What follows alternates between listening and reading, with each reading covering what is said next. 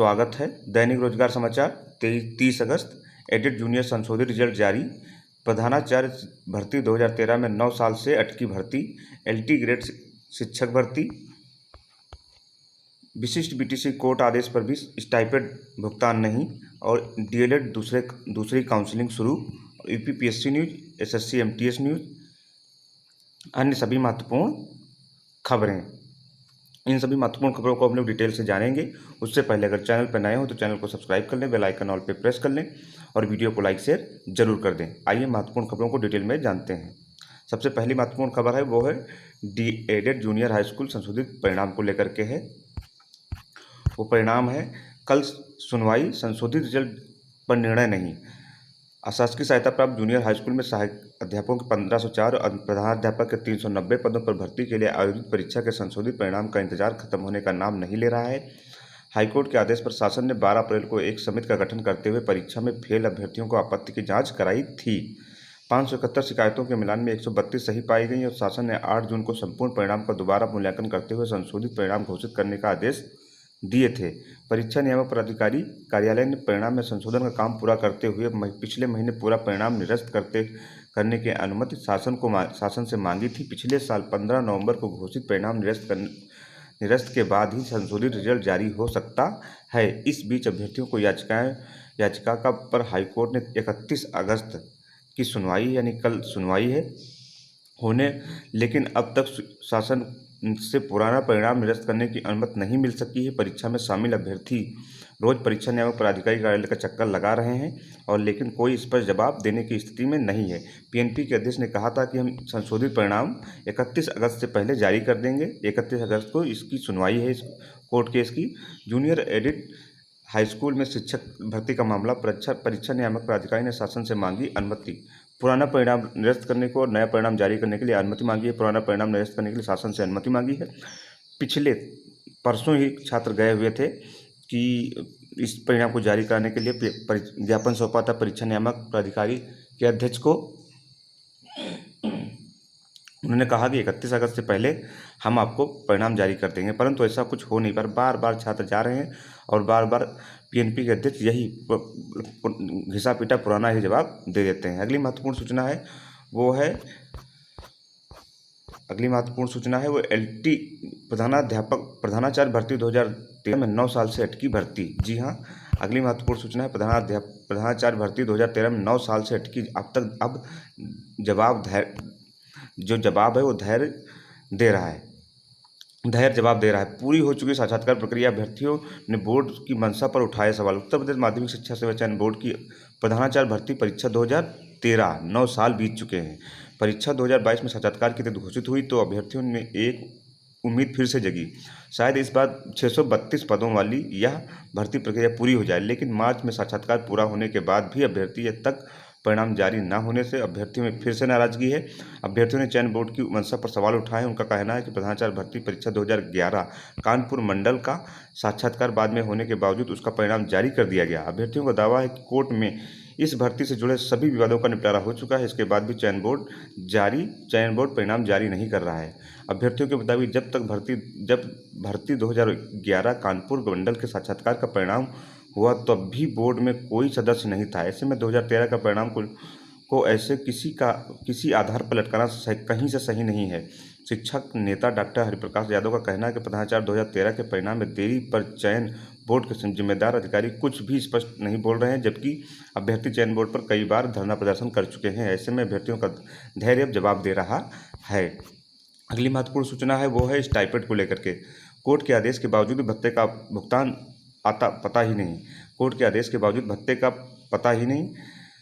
Court के आदेश के बावजूद विशिष्ट बीटीसी 2004 के बैच के तकरीबन 500 बेरोजगारों को 2-2 लाख रुपए अधिक स्टाइपेंड का भुगतान नहीं हो सका है। एक दशक से अधिक समय अपने हक की लड़ाई लड़ रहे इन बेरोजगारों ने अब फिर से हाईकोर्ट का दरवाजा खटखटाया है। मानदेय भुगतान के लिए हाईकोर्ट ने अवमानना याचिका की है। विशिष्ट बीटीसी 2004 में विशिष्ट प्रशिक्षण लेने वाले उन अभ्यर्थियों को सरकार ने बेसिक शिक्षा परिषद के प्राथमिक स्कूलों में सहायक पद पर नियुक्ति के लिए अमान्य कर दिया था, जिन्होंने दूरस्थ माध्यम से बीएड किया था। इसके खिलाफ दूरस्थ विधि ने बीएड करने वालों ने याचिका को जिस पर हाईकोर्ट ने 16 अक्टूबर 2007 को उनकी नियुक्ति के लिए आहर माना। इस फैसले के खिलाफ राज्य सरकार सुप्रीम कोर्ट में एसएलपी की जो 26 अप्रैल 2013 को खारिज कर दी गई। इसके बाद इन अभ्यर्थियों ने विशिष्ट बीटीसी प्रशिक्षण किया जो सितंबर 2014 में पूरा हुआ। विशिष्ट बीटीसी के शासनादेश के अनुसार प्रशिक्षण पूरा होने के बाद से नियुक्ति होने तक अभ्यर्थियों को 2500 रुपये प्रति माह भत्ता दिया जाए।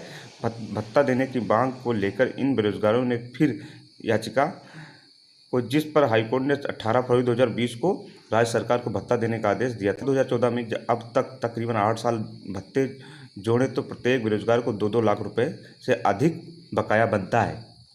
इसके खिलाफ सरकार ने फिर से सुप्रीम कोर्ट में एसएलपी की थी जो कि 11 जुलाई को खारिज कर दी गई। इसके बावजूद भुगतान नहीं हो सका। कानपुर की वंदना सिंह ने भुगतान के लिए हाईकोर्ट में अवमानना याचिका की है।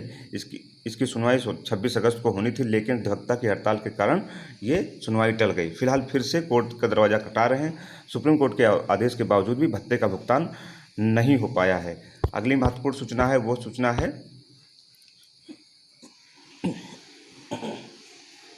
एलटी ग्रेड शिक्षक भर्ती को लेकर के है। एलटी ग्रेड शिक्षक भर्ती को लेकर प्रतियोगी छात्रों ने चयनित राजकीय शिक्षकों का पदस्थान मांगा। राजकीय माध्यमिक विद्यालय में उत्तर प्रदेश लोक सेवा आयोग के चयन होने के बावजूद एलटी और प्रवक्ता संवर्ग के अभ्यर्थियों का पदस्थान अटका हुआ है। चयनित अभ्यर्थियों की समस्याओं के मुद्दे पर प्रतियोगी छात्र मोर्चा के ने सोमवार को अपर शिक्षा निदेशक राजकीय से वार्ता कर पोर्टल खोलने और जल्द पदस्थान की मांग रखी। अपर शिक्षा निदेशक ने जल्द प्रक्रिया पूरी किए जाने को भरोसा दिलाया है। सहायक अध्यापक एलटी ग्रेड 2018 की द्वितीय श्रेणी में चयनित एवं प्रवक्ता 2020 के समस्त चयनित अभ्यर्थियों की नियुक्ति पाने की प्रतीक्षा कर रहे हैं एवं प्रतियोगी छात्र मोर्चा के प्रतिनिधि मंडल शामिल बिक्की खान, अनिल उपाध्याय, कृपाशंकर निरंकारी और रमेश कुमार तथा राजेश कुमार बालाजी ने ज्ञापन देकर अपर शिक्षा निदेशक के गुप्ता को वस्तुस्थिति से अवगत कराया। बताया कि चयनितों की नियुक्ति न होने से उन्हें मुश्किलों का सामना करना पड़ रहा है।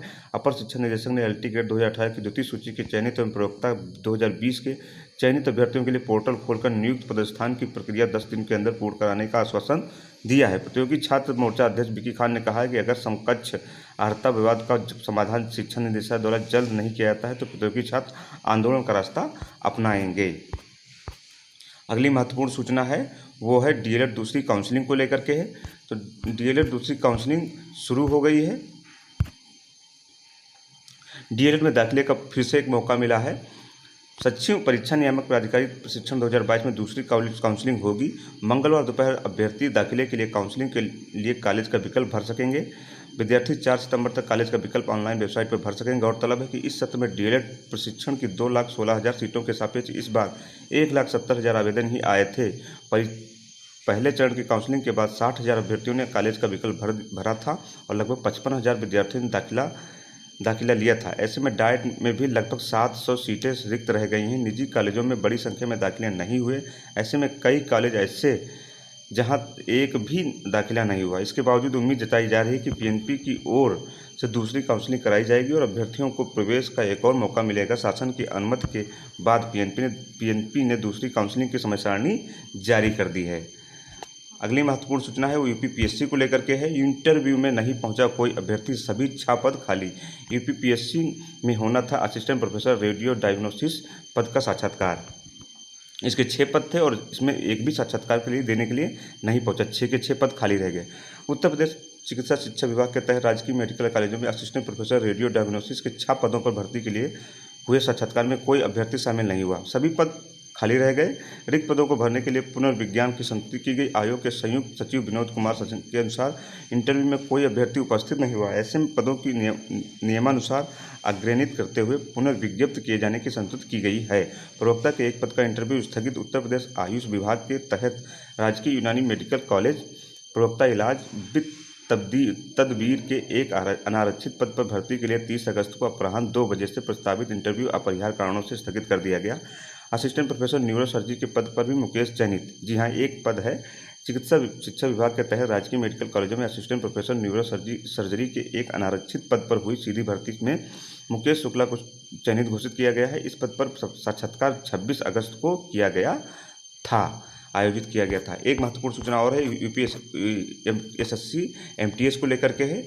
एसएससी एमटीएस 2020 के सफल अभ्यर्थियों के प्रपत्रों की जांच 5 से होगी। जी हाँ, डॉक्यूमेंट वेरिफिकेशन की जांच 5 से होगी। मल्टीटास्किंग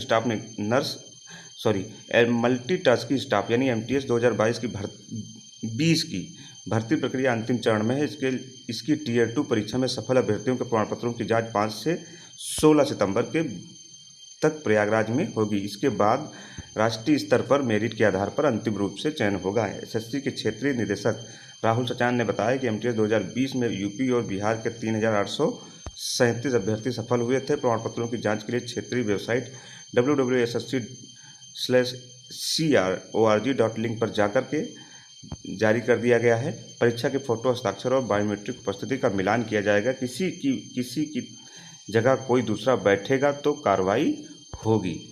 ये रही महत्वपूर्ण खबरें जो विभिन्न समाचार पत्रों पर छाई हुई और छात्रों के लिए महत्वपूर्ण है।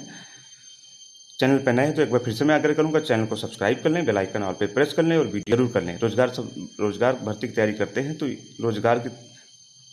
विभिन्न रोजगार की जानकारी इस चैनल के माध्यम से आपको पल पल प्रदान की जाती है। पूरा वीडियो देखने के लिए धन्यवाद।